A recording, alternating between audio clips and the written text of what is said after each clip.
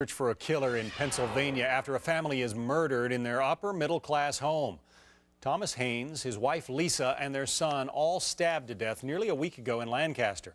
Only their 20-year-old daughter escaped unharmed. Now FBI profilers are joining the investigation. A memorial service is to be held tomorrow for the three victims in a community still shocked and fearful at the grisly murder of these neighbors. Joining us now, Rod Wheeler. He is a former D.C. homicide detective.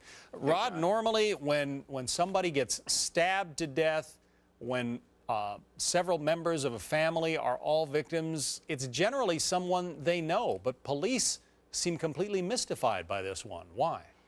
Well, I think there's a number of reasons, John, as to why the police may be somewhat mystified and somewhat confused by exactly what happened. See, there's no signs of forced entry, first of all, John. Now, there was a back door, according to published reports, that was left ajar. So the police are trying to get evidence from that. By the way, that's why they've asked the FBI to come into the event now. So because the FBI has the availability at their disposal to conduct a lot of tests that local police departments can't.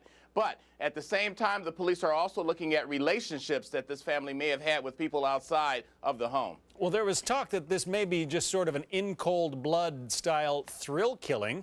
Maybe somebody who just wanted to kill some people. Well, even if that was a possibility, John, and of course, in an investigation like this, which is still early in the investigation, you want to consider all possibilities, John, but to use a knife for just a cold-blooded random killing is a little unusual, although not to say that it can't be done. I would be surprised if that was the case. One last thing, if a person uses a knife to commit a murder of a family like this, typically we find that's somebody who's really outraged or has a lot of rage towards that family member. So it could be, I don't know, the result of a business deal or something that had gone bad?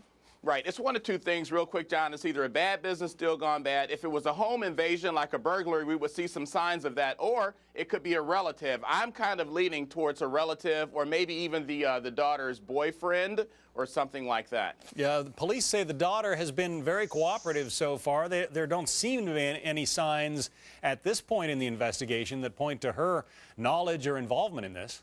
That's right. But at the same time, again, John, as you and I both know, they're going to go down all paths. They may have said she's not a person of interest, and she may not be. But at the same time, they're not going to just completely ignore the fact that it could have been someone that she, in fact, may have known. Rod Wheeler, thanks very much. We'll continue to cover this very, very strange mystery.